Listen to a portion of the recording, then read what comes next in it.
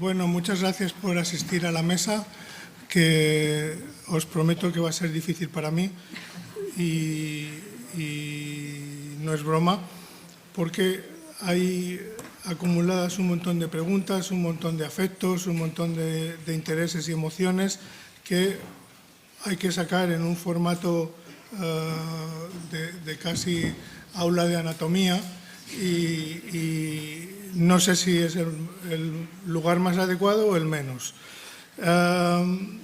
Cuando invitamos a Ramón, Ramón estaba preocupado, estabas preocupado.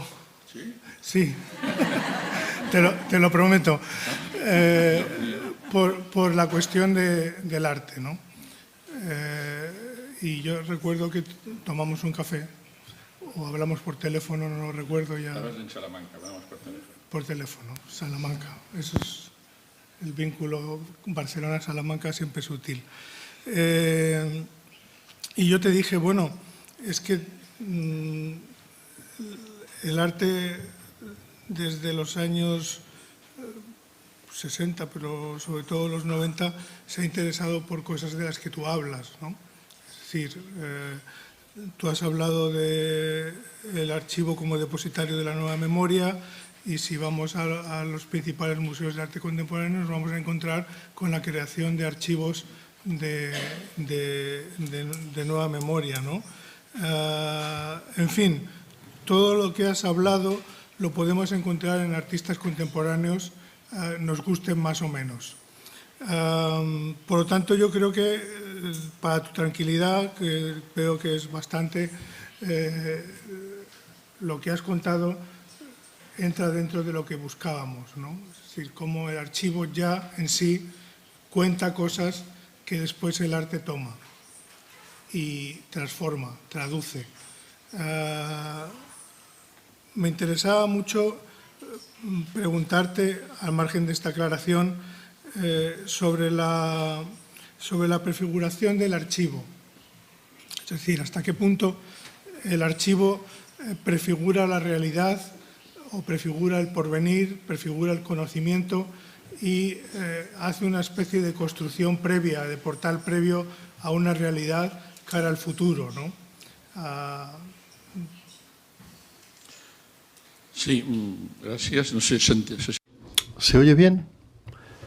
Haré una intervención breve porque ahora le comentaba a Jorge que tengo mala conciencia de haber tenido 45 minutos y ellos decían cosas interesantísimas y Philip, pobre, ha tenido que saltar todas las diapositivas y ahora tengo un problema de conciencia. Por lo tanto, haré una sola intervención breve porque los otros han tenido menos tiempo que yo, tienen cosas tan interesantes que decir como yo. Es cierto que cuando me llamó Jorge, para hacer esto dije, Dios mío, no, si es arte no, porque no sé. Y lo poco que sé alguna cosa, pero no quiero hablar de aquello que no sé. Y, bueno, siento mucho al intérprete que interprete este lío que acabo de decir. Tú mismo, Ramón, piensas cosas de la experiencia, de lo que has vivido, etc. Es cierto que yo utilizo mucho una expresión, que no digo que tú me la hayas copiado, yo la utilizo muy a menudo, que es el papel de prefiguración que tenemos desde la sede, y que hay gente que le da una trascendencia extraordinaria, hay gente que no le da ninguna trascendencia. Al final tenemos dos maneras de ver el arte.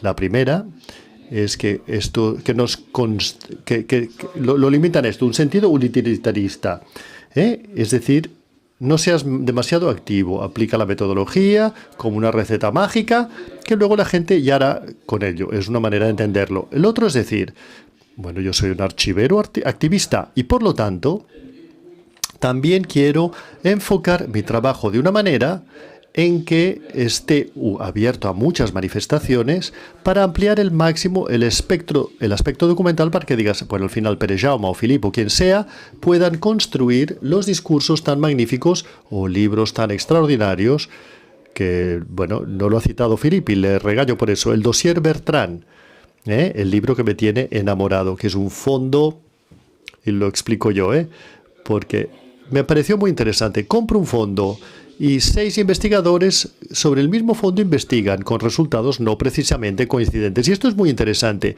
A mí me ha preocupado siempre decir, tenemos que estar un poquitín abiertos a pensar que el archivo, lo que hacemos, no es inocente. Por mucha metodología y por mucha ciencia que le pongamos, no es un arte exacto. Y por lo tanto, por eso hablaba yo de los documentos insignificantes, cosas que podrían tener mucha importancia. Y una factura de gasolina que puede tener un valor extraordinario, que puede demostrar algo. Y esto me ha preocupado siempre. Y por eso esta visión del archivo, ampliarlo en su concepto y en sus materiales, me ha parecido siempre interesante. Y cada vez soy más crítico con la visión restrictiva, doctrinaria y ortodoxa del archivero, que dice, esto no ha sido generado como una producción orgánica del no sé qué. Bueno, pero el archivo de aquella comunidad también, aunque haya sido hecho sin ortodoxias, es igualmente importante. O el archivo social. En la red hay mucha porquería, hay mucha basura, hay muchas cosas que no valen nada, pero también hay cosas muy interesantes. Otra cosa es el enfoque que hagas, el agending documenting, el archivero, en un momento, bueno, una traducción que hace a nuestro catalán. Y es esto, bajo principios éticos, bajo metodologías, saber el lugar que hemos determinado que ayudará a entender la sociedad actual y hacer sí que este papel de suministrador de informaciones a un público cada vez más plural, cada vez más transversal, sí que toma sentido en el sentido que es un papel activo, no un papel absolutamente vinculado a la metodología. Yo a menudo, cuando me he encontrado gente de Gerona, de Barcelona, Generalidad de Cataluña, Universidad, y a menudo me dicen, tienes mucha suerte con los políticos porque te tocan buenos políticos. No, lo que ocurre es que sé de qué pie calzan cada uno de ellos y perdón, ahora que estoy jubilado puedo decirlo y sé lo que les interesa. Y lo que es informático, el que es informático le tienes que entrar por un lado, el que es historiador, economista o abogado. Y esto es muy importante, saber en momentos determinados explicar a la otra persona el enfoque que tienes que hacer del trabajo y cómo enfocarla y por qué crees que se tiene que hacer de aquella manera. Y yo creo que este es un elemento muy importante. Por ejemplo, el tema de la prefiguración, me tocó un político que es muy importante, ahora no diré su nombre, se presenta a las elecciones y no quiero que nadie piense que le pido su voto. Era muy informático y al inicio tuvimos una dificultad, una relación difícil. Una persona culta y educada, yo también. Tuvimos un comienzo difícil porque pensaba que yo no apreciaba la tecnología y yo le decía que él tenía una visión acrítica y fascinante de la tecnología, hablamos de los años 90, y que todo se resolvería con un chip y que todo se guardaría en un disco duro. Y este me dijo un día y explicó y me decía, si los archivos administrativos sí que son importantes y el archivo administrativo prefigura el archivo histórico del futuro y todo lo que hacemos con los documentos administrativos que ahora recogemos serán los archivos históricos que legaremos. Y acabo, hay una figura que es Duran y Sampera del archivo histórico de la sede de Barcelona. Hay gente que lo ha criticado, historicista, romántico. Un señor que desde 1914 hasta 1959 en que se jubiló, recogió todo lo que había y más. Toda la documentación de todos los gremios de Barcelona que nadie valoraba, los recogió todos, un archivo con millones, mejor documentados o peor, colecciones de naves, carteles, de cualquier cosa. Para él todo era archivística, porque tenía una mirada también de historiador que supo conjugar y a la hora criticar. Metodológicamente era débil. Bueno, este señor tuvo una visión fantástica, porque, bueno, construyó un archivo que se... Acabaré con una frase del presidente Maragall, que una vez me dijo una cosa, y con esto acabo. Demostró cómo se puede ser de preciso. Yo vengo de Gerona, tomo posesión de Barcelona, vengo muy joven, confianza en ti, pero una sola orden, no toques el archivo histórico de la ciudad. Confianza en ti, pero una sola orden, no toques el archivo histórico de la ciudad. Es sagrado. ¿Por qué me dice esto? El archivo histórico, desde el carnet de identidad, es el carnet de identidad de la ciudad. Y cuando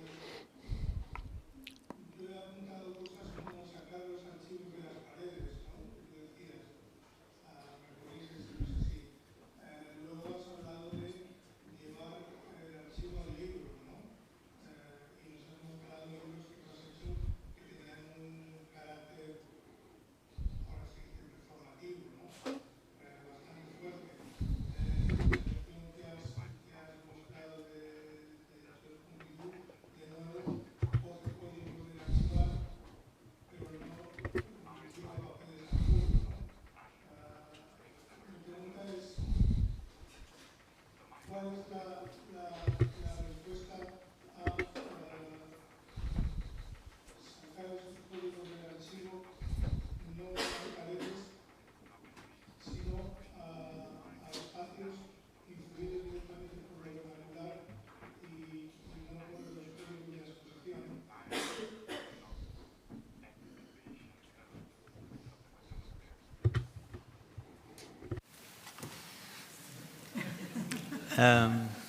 Merci, John. Gracias, Jorge.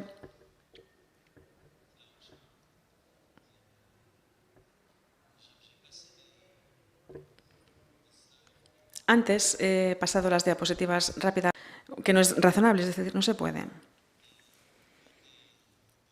Y una de las hipótesis que propone, en cualquier caso, el arte contemporáneo y que me interesa, estoy pensando en Thomas Hirschhorn, porque con Thomas y Daniel Defer, el fundador, el compañero de Daniel Foucault y el fundador de la asociación AID, la primera asociación de lucha contra el SIDA en Francia, pues en 2004, para los 20 años de la muerte de Michel Foucault,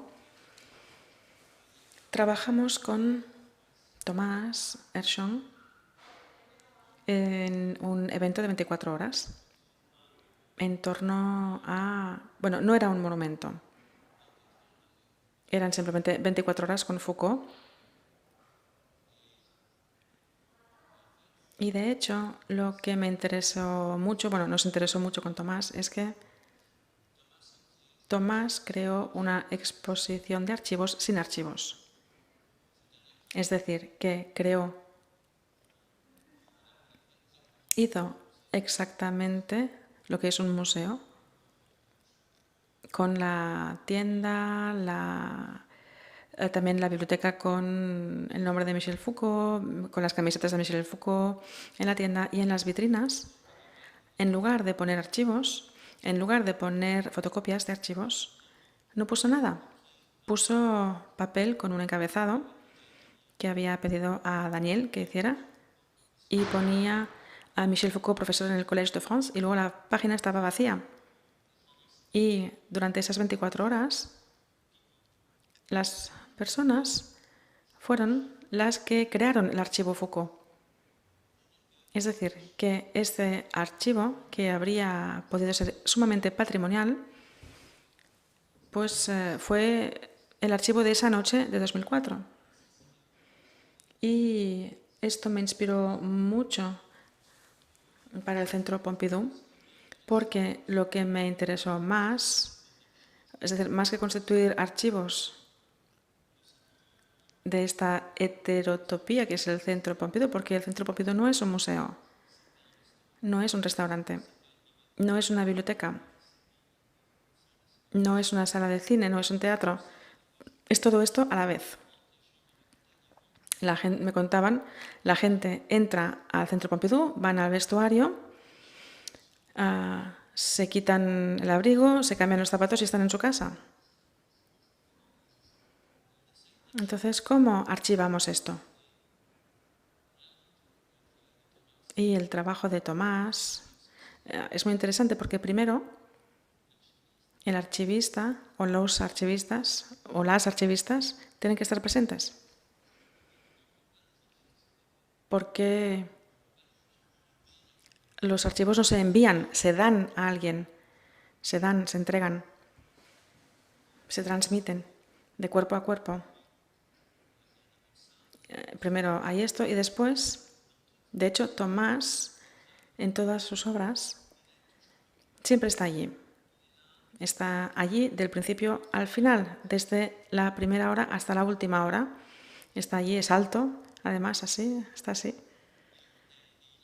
Y acoge a la gente, no como autoridad, sino diciendo bienvenidos a vuestra casa. Y después, otra cosa que es interesante es que lo que me interesaba de Tomás era el proceso de lo que hablamos aquí, de hecho. Es decir, el archivado, la acción de archivar. En el Centro Pompidou,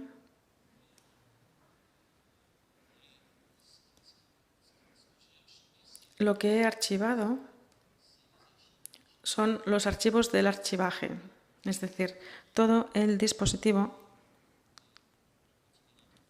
el pequeño magnetófono, los formularios donde la gente muy seriamente escribían, luego se ponía el sello de la institución. En aquella época, la presidencia del Centro Pompidou no quería para nada este proyecto, porque decían, no, archivos, no, nosotros tenemos 40 años, no queremos morirnos, los archivos son la muerte. Y cuando celebramos nuestros 40 años y cuando vino la ministra me dijo, ven, la ministra tiene que contarte un recuerdo, una historia. Entonces es esta tensión entre lo vivo. Bueno, esto lo que para mí es central y es lo que he querido mostrar, porque a través de otras cosas también, por ejemplo, el hecho de que, estoy pensando en otro artista con el que he tenido la suerte de trabajar y que nos pidió, porque éramos muchos, Tino Segal. Tino Segal es el anti-archivos, es decir, no hay nada de Tino Segal. Trabajas con él, pasas horas y horas hablando, pero nadie puede tomar fotografías, nadie puede grabar nada, incluso no tenemos nombre y tampoco tenemos contrato, porque si hay un contrato significa que nosotros somos coautores, ¿verdad? Entonces, el dinero lo pasamos así, ya está. O sea, y todo esto me ha interesado mucho.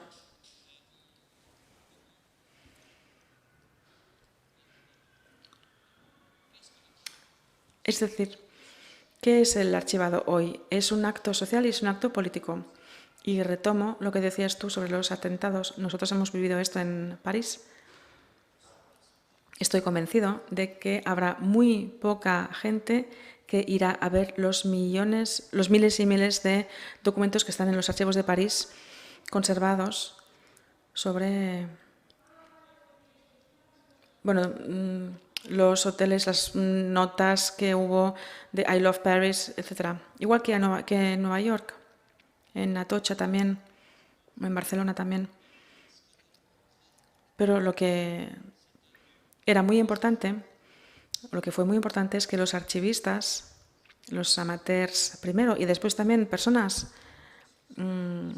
normales y corrientes, la gente se sintió responsable de esos papeles y la gente los protegía de la lluvia. Y después llegaron los archivistas y fue muy importante que los archivistas fueran, porque si lo comparo con el campo de la medicina diría que son agentes de salud pública. Los archivistas también fueron, digamos, actores, o sea, agentes de la salud democrática, si puedo crear esta expresión. Sin tampoco alargarme mucho en mi discurso, porque ya sabéis cómo somos. En fin, simplemente son pequeños actores, pequeños agentes de lo común ordinario. Y esto lo hacen a través de estas prácticas, porque es exactamente lo mismo que vivimos con la Asociación para la Autobiografía, que creamos hace ya 30 años con Philippe Lejeune, especialista en literatura autobiográfica de Francia.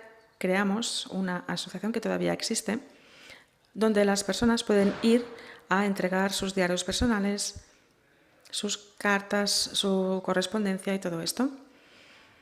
Y de hecho, evidentemente, personalmente como historiador he trabajado a partir de este tipo de materiales, pero es evidente que la recolección de todo esto es mucho más importante que el uso. Pero el archivaje, es decir, el hecho de que esto exista, el hecho de que seamos reconocidos y de que en un momento dado podamos dejar un rastro y que este rastro haya personas que estén allí y no digan... Es decir, que respeten este rastro, esta huella, que este rastro sea bien acogido. Esto es muy importante y creo que en el acto del archivado esto es esencial. Y lo que a mí me ha interesado mucho en estas jornadas ha sido ver cómo los artistas participan de este recibimiento, de esta acogida. y cómo también la literatura acoge también, o no, pero bueno, deja un espacio a estos recuerdos, a esta memoria. Y creo que hoy estamos logrando avanzar en este frente. Es decir, cómo responder a este deseo. Y sin actos demasiado autoritarios, porque no se trata de llegar y decir a todo el mundo, venga, abrid las cajas, gracias, me lo llevo. No. Habría podido ser así, ¿verdad? Hay una cierta etnografía popular que se hizo así. Llegaban a las granjas, decían, esto nos interesa, sí, gracias. No, fue así. Esta fue una política de archivaje muy autoritaria. Y entonces, cómo deshacernos también de esta relación con el poder es una cuestión importante. Bueno, podría seguir hablando horas, pero lo voy a dejar aquí. Yo no tengo ningún problema. Yo he escuchado a Derrida durante horas y horas. Y esto quizás nos distingue de nuestros amigos holandeses, pero nosotros lo hemos escuchado horas y horas y horas, mucho tiempo. Si me permites, esto es un capricho personal, pero es una frase tuya, lo que los archivos personales ponen en evidencia no es su fiabilidad, el yo dice la verdad igual que el ellos, sino su extrema riqueza. Es una frase tuya en un congreso en Argentina. Me gustaría que abundaras en esa frase, porque ¿quién mejor que tú para hacerlo? ¿En Argentina? Tengo pruebas. Tengo pruebas. Yes. Online, maybe. And what I say? Lo que los archivos personales ponen en evidencia no es su fiabilidad, el yo dice la verdad al igual que el ellos, sino su extrema riqueza. Lo relaciono con el caso de Henry Box, ¿no? Hasta qué punto está contando una verdad que se convierte en espectáculo finalmente, y quizás están mitificados como más verdaderos los archivos personales y no lo son, ¿no? Son tan verdaderos como los otros, solo que quizás más ricos, ¿no? Non, je ne sais pas très bien si j'ai compris toute la question, mais je vais... No estoy seguro de haber entendido completamente toda la pregunta, pero voy a responder con un ejemplo muy simple. Y es lo que podéis consultar hoy en Internet, por ejemplo. Después de las luchas sociales que ha habido en Francia, el movimiento de las armillas amarillas. Como quizás sepáis, en este movimiento, en otoño de 2019 y el 21 más o menos, entre otoño del 19 y primavera del 21, este movimiento en toda Francia, implicó a una población que nunca habíamos visto, que nunca se manifestaba. Pues toda esa población llevó pues estas armillas amarillas y llevaban inscripciones en la espalda. Es decir, que cada cual escribía cosas en esos chalecos amarillos.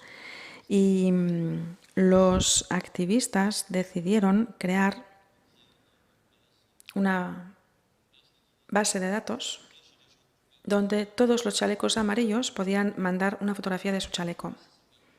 Hoy esto se llama Plan le dos, o sea, con la espalda llena. .com o .org, .org. Y quizás esto responde en cierta forma a tu pregunta. Es decir, este archivo no podría existir sin Internet. Sería imposible. E incluso para consultarlo, no podríamos consultar este archivo. Y también era el caso, creo, de esta conferencia que comentabas en Buenos Aires. Creo que también estaba relacionada con el carácter extremadamente masivo del hecho de poder leer juntos, porque la dificultad es que cuando hablamos de fondos de archivos como los vuestros, podemos leerlo todo juntos, pero cuando hablamos de archivos populares no podemos leerlo todo juntos. Y esto nos remite al debate de ayer sobre la tecnología, porque es extraordinario en realidad poder trabajar con esta digitalización. Pero, a ver cómo lo digo. Esto produce, sin embargo, una ilusión muy fuerte. Y es la ilusión de que todas las memorias son iguales, y no es cierto. Y es una gran mentira. Es una mentira, diría que es la gran mentira de la democracia, el hecho de pensar que las memorias son iguales. No es cierto. Las memorias de las minorías no son iguales a las memorias de las mayorías. Las memorias de las mujeres no son iguales que las memorias de los hombres. No es cierto en la realidad. No se puede escribir de la misma forma la historia de los hombres y la historia de las mujeres, porque las fuentes son diferentes. No podemos escribir la historia de los afrodescendientes de la misma forma que de otros. Y esto Internet no puede recuperarlo. Se acabó. Y no sé si es del todo la respuesta a tu pregunta, pero creo que lo llamaría la ilusión archivística. En todo caso, para mí es así. Y creo que debemos decirlo. No podemos decir, venid con vuestros archivos, es maravilloso. No. Porque, de hecho,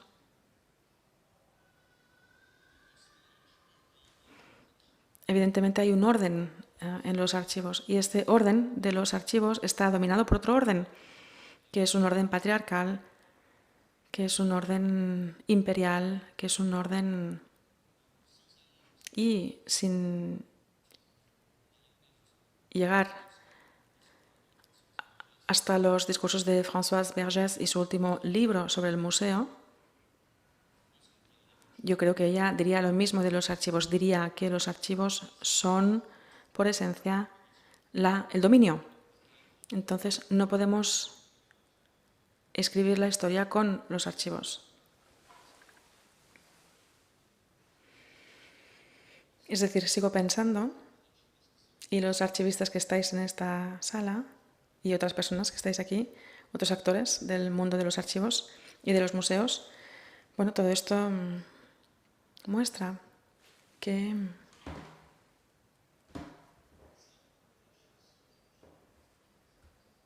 los archivos son los archivos del poder, pero como diría Foucault, en los intersticios del poder, esta gran red del poder, el poder también ha producido y produce subjetividades. Y estas subjetividades también están en los archivos. Pero no quiero monopolizar demasiado la palabra. Es complicado conmigo. Muchas gracias. Es importante porque, para volver a otra diapositiva que no he mostrado, hicimos una exposición con Béatrice Didier en Marsella, en torno a unos dibujos, unos 40 dibujos de personas psiquiatrizadas, y que aparte de eso creamos un archivo posible de estos dibujos que eran un archivo de la colonización, de la psiquiatría.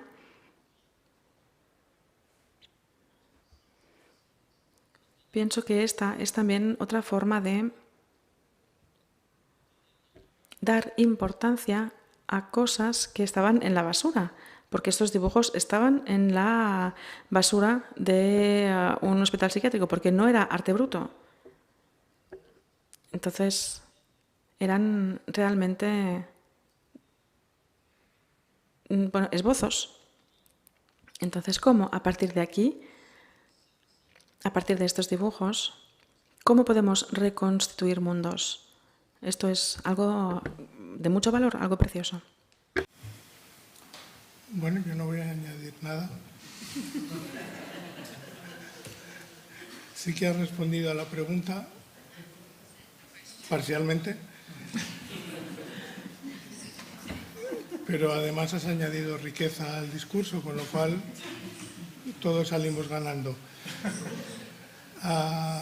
Quería aprovechar la presencia de Pere Jaume y no te voy a preguntar sobre tu texto, porque el texto es texto y no vamos a hacer aquí un comentario de texto sobre lo que has escrito y has leído, ¿no? Pero sí que me interesa, conociendo en parte tu obra, tu trabajo, ¿cómo te planteas la posibilidad de archivar ese trabajo? Porque es complejo, es decir, no es, y más habiéndote oído hoy hablar, ¿no?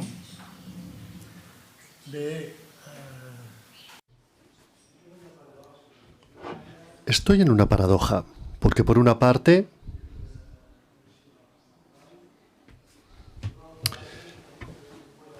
hago una exposición llamada Guardar fuera.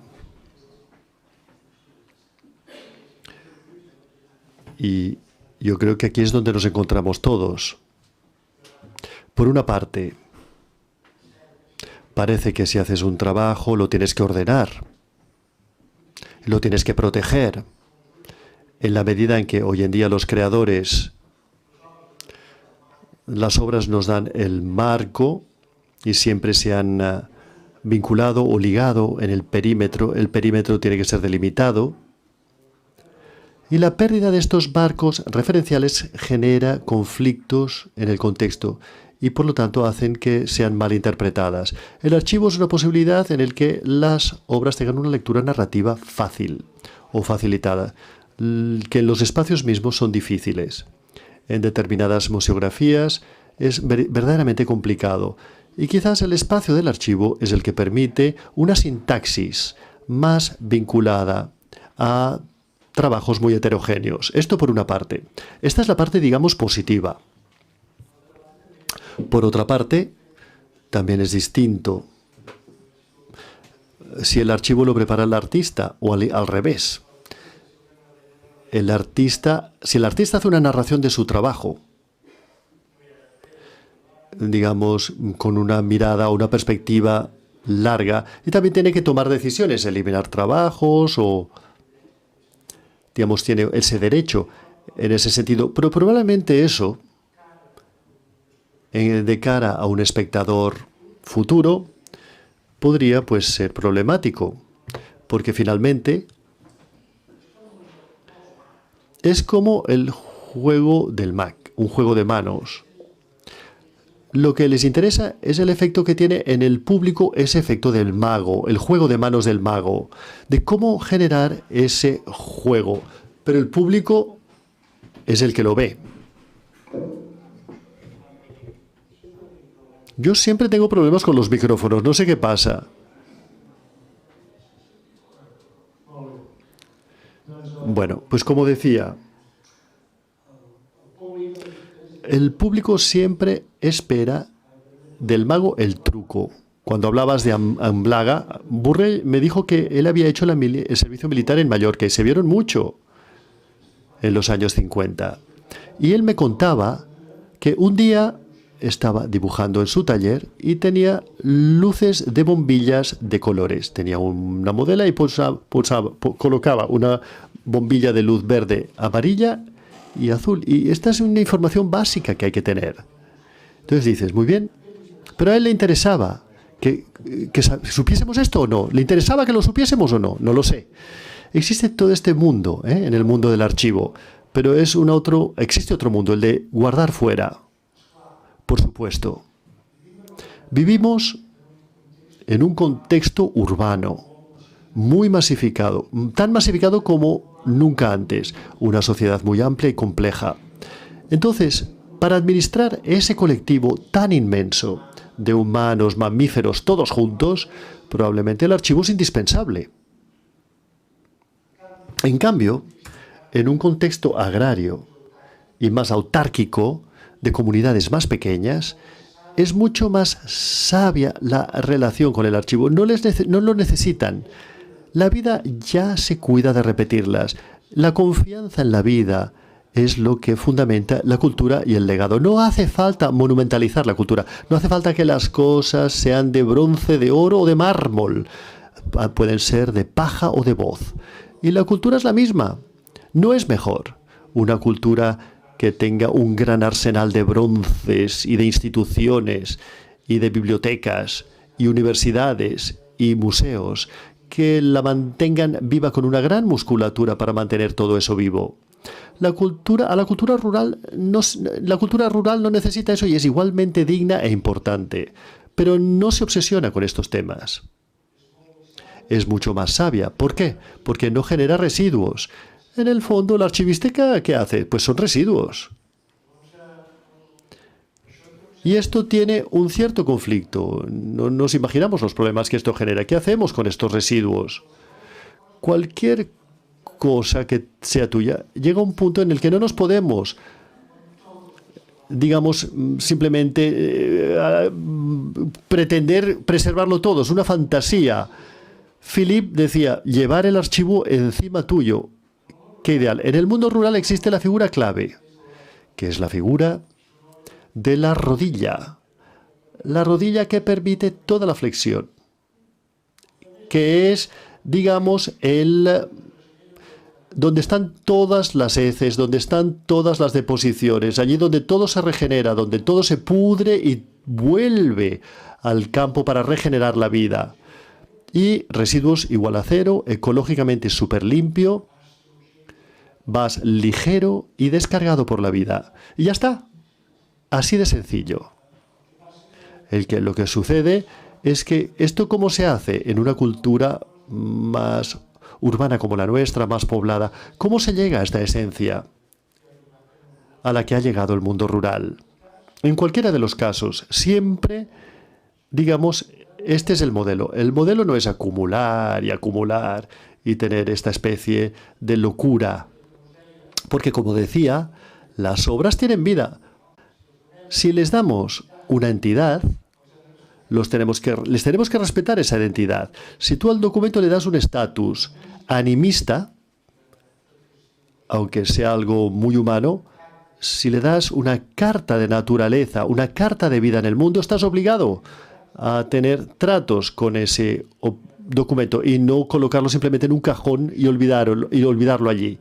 Y esto te obliga, por lo tanto, a tener unas relaciones infinitas y nosotros somos limitados y tenemos que entender esto. No lo sé. Realmente es muy complejo, muy complejo, muy complejo. La idea del mundo como portador de cultura es cada vez más clara. Y yo llevo tiempo predicándolo. Y antes me costaba, porque la gente no... Quiero decir que la cultura contamina como cualquier otra cosa, eso es evidente. Entonces tenemos que ser muy cuidadosos a la hora de colocar más trastos en el mundo. Y estos modelos que decía de campesino, de agricultor, para mí son muy útiles. Esta idea regenerativa de los materiales, sin reducir en nada la sabiduría. Ellos van reciclando. El granero existe. La gente guarda cosas, guardan grano. Pero el granero tiene una anualidad, que es la añada. Cada añada vuelve a comenzar de cero. Eso es muy sabio. Si me permites, quiero aclarar una cosa. No solamente quería decir que en la archivística, y esto, mi intervención del principio da por sentado una cosa. La archivística tiene la valoración, que es una reducción sabia de los volúmenes, porque tenemos claro que no lo podemos conservar todo. Y por lo tanto, eso ya lo declaro así. Pero, dicho esto, la voluntad de que el archivo refleje y sea un espejo de la sociedad actual tiene que ser, si queremos una mínima objetividad, que es difícil, tendríamos que ir en esta línea. Y seguramente, cuando aplicamos sistemas de evaluación que acaban directamente en destrucción, es una experiencia. Por ejemplo, la Sociedad de Editores, la Junta de Barcelona, destruimos el 70 y pico % de lo que producíamos. Por lo tanto, se produce 1 kilómetro, un poquito más de 1000 metros lineares de documentos al año. Parece una barbaridad. Son 10 cajas y acababan 200 y pico. Pero ya teníamos eso claro. Pero cuando hacemos este proceso, que es aquí donde voy, tenemos que tener presente, de la misma manera que reducimos, tenemos que intentar buscar otros materiales que complementen la riqueza, que vaya más allá de la institución. Y aquí es donde yo pongo más insistencia y con esto acabo. Cuidado con los documentos, valorarlos sin contextualizarlos y pensando que porque es insignificante, y hoy he explicado los recibos de la policía de Santa Fe, pues bueno, se trata de un documento que teóricamente es inofensivo, inocente, insignificante y lo podemos tirar. Y aquí quería llegar yo. Hemos mejorado mucho la archivística en temas de metodología, muchísimo. Pero no hemos acabado de afinar un tema que es fundamental, que es el tema de los criterios de valoración para dejar restos suficientemente representativos para que los que vengan detrás tengan una mirada de cómo era la sociedad y que la gente se plantee enfrentarlo. Tal y como lo dices tú, es cierto que la cultura campesina es otro mundo y tienen otros criterios tradicionales. Tienes toda la razón. Y entiendo muy bien tu argumentación. Lo que ocurre es que a veces se celebra esta especie de capacidad de guardar muchas cosas y sobre todo, toda la tecnología ha ayudado a guardar una gran cantidad de materiales. Y yo veo, lo decía un poquitín en el texto, que sorprende en un mundo como el de ahora, que tenemos acceso a miles de cosas, la gente acaba atrapándose en lo más banal. Es decir, la cantidad de obras que tenemos es extraordinaria y la gente acaba atrapada en lo más inmediato, lo más publicitario, los consensos, donde va a parar cada vez más gente. Son como moscas. Donde hay mierda, allí van la gente, allí va la gente y las moscas. Cuando hay un catálogo infinito de posibilidades. ¿De qué nos sirve tanto repertorio y tanto patrimonio cuando acabamos con las tonterías de siempre? Quizás peor que nunca ahora.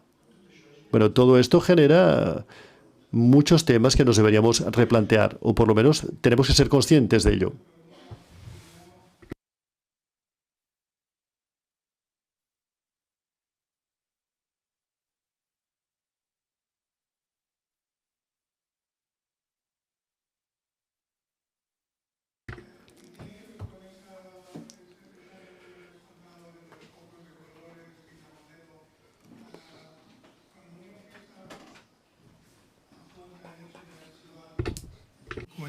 Su obra, la descripción de esos documentos, es valorable que la haga él mismo para que cómo pasa al futuro esa documentación y cómo es interpretada sea una opinión del propio artista. ¿Iríamos por ahí o es un camino equivocado? A ver, lo he intentado decir al principio. En nuestro caso, lo que intentamos hacer es una narrativa del trabajo, es decir, todo el aspecto biográfico. Y ahora no tengo ningún interés, ¿eh? No tengo muy poco interés. Por lo menos para mí no tiene ningún interés todo este aspecto. Pero bueno, es clásico. Lo que decía antes, probablemente, un aspecto... A mí ese aspecto es el que me interesa menos. Ya tengo suficiente con ordenar el trabajo. Pero claro, hemos jugado muy fuerte los artistas. Nuestro oficio se ha borrado muchísimo. Y no se sabe qué puñetas hacer con él, porque tocamos muchas cosas, otras disciplinas. No solamente eso, sino que cada obra, cada vez más, una obra determinada, está hecha ya de muchas disciplinas. Una obra incluye fotografía, lo que has hecho antes, lo que has hecho después, lo que ha hecho tu vecino. No hay nada que sea aislado. Y cualquier gesto es muy complejo. Y el archivo lo protege o lo ayuda a explicar. Antes, en el caso de la Glass, es mucho más sencillo todo. Porque no dejan de ser dibujos, pinturas y nuevo material que informa todo eso. Hoy en día, cuando haces una pieza, hay un texto que está escrito para una pieza. La pieza, que además con temas digitales se tiene que conservar. Pues caramba, ¿cómo dispones esta pieza? Al grado de que si la pieza ya tiene una imagen fotográfica o una pieza a su lado, no acabamos nunca. Por lo tanto, fijar todo esto y trabajarlo, bueno, el archivo permite que se trabaje un poco más y fijar y establecer, esta obra es esto. Y si incluso podría facilitar la lectura con 2 frases. Pero pretender decir o describirla de manera que con la descripción ya orientes la lectura. Yo hasta ahora, Nuria y yo estamos aquí. Acabaría con esto y suficiente. Toda la correspondencia y todo esto ni lo hemos tocado. Estamos al borde del colapso. No sé si me permites que te pregunte o no, tú eres del modo que manda aquí. Hoy. Bueno, sí que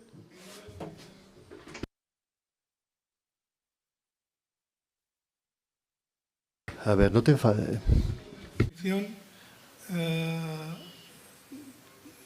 Que el resultado que tiene algo de escenográfico, ¿no? Lo cual no quiere decir que sea equivocado, es una búsqueda personal en contra de la escenografía en las exposiciones de archivo, ¿no? Esto es mi opinión por poder decir algo en toda esta mesa, pero ¿en qué momento os vais a encontrar con esa Anglada Camarasa que construye su archivo? ¿Va a ser algo automático? ¿Va a ser un descubrimiento? ¿Cómo va a ser ese proceso de investigación? ¿Os va a dar el trabajo hecho o va a haber que atar cabos? Sí. ¿Te refieres al trabajo? Muy bien. Una cosa interesante de exponer el archivo es que es difícil exponer un archivo. No es algo fácil de hacer. La obra habla por sí misma. Y creo que esto ha sido expresado muy bien por parte de Pere Jaume. Habla por sí misma y casi no necesita mediación. Evidentemente que puede haber mediación y el artista puede mediar. Pero en el caso de los archivos, cuando exponemos los archivos, parecería que los archivos necesitan de una mediación porque necesitamos que el que está mirando el archivo, lo interprete. Necesitamos de esta interpretación del espectador. A mí, Eduardo, comisario de esta exposición, y a mí nos preocupaba también esta escenografía. De hecho, había propuestas muy escenográficas, todavía más escenográficas e ilusionantes, que no tenían nada que ver con la realidad del archivo de Camarasa. Pero también debo decir que el proceso de exponer el archivo ha pasado por muchas fases. Pasamos por el proceso de hablar de Anglada Camarasa y, por lo tanto, Anglada Camarasa y obra es una unidad, es uno. No podía hablar solamente de Anglada Camarasa sin hablar de su obra, lo cual yo recuerdo con los diseñadores Avanti, con Alex Lobaño, que decía, Alex, no queremos hablar de la obra de Anglada Camarasa, queremos exponer su archivo, queremos museografiar su archivo y queremos hacerlo de una manera atractiva. Y queremos, después de investigar todo el archivo, porque para exponer un archivo tienes que conocer el archivo, por lo menos tienes que tener sus valores de interpretación, que seguramente no son los del usuario. Pero yo recuerdo que la Meta me dijo un día, oye, necesitaremos a la hija adoptiva de Anglada, porque te nombraremos hija adoptiva de Anglada porque sabes más de él. Yo no podía exponerlo sin conocer a Anglada Camarasa, no conocer solamente su obra, sino el pensamiento de Anglada Camarasa. ¿Quién era Anglada Camarasa realmente? Este hombre que se dedica a gestionar la obra de una manera mercantilista total o profesional en un momento en el que los artistas pues no hacían nada para poder exponer. Fue un proceso de conocernos primero para saber quién era Anglada Camarasa, aparte de su vida artística y de su carrera artística formal, es decir, aparte de su historia formal, y ver a Anglada Camarasa a través de los documentos que se descubrieron. Otro Anglada. Y se descubrió por lo menos para mí, yo creo que para Eduard también, esta relación tan fuerte que tuvo Anglada Camarasa con la obra y que en sus documentos es tan factible de ver. Es decir, era muy difícil estudiar el archivo sin ver la obra de Anglada, porque Anglada es él y su obra y por lo tanto la relación era muy fácil.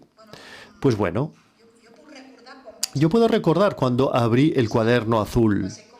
Fue como descubrir a Anglada, fue como si me estuviese metiendo en su casa, porque de golpe y porrazo estás ante un hombre débil, con toda su supercarrera profesional, preocupado por permanecer en la memoria de los humanos y sin tener claro si permanecería en la memoria de los seres humanos, porque es muy explícito como escribe Anglada. A veces escribía muy poco, pero lo poco que escribía lo dice muy claro todo. Y nosotros pensamos que este grado de intimidad que nos daba el autor a través de su documento, a través de sus documentos, se tenía que transmitir a la exposición.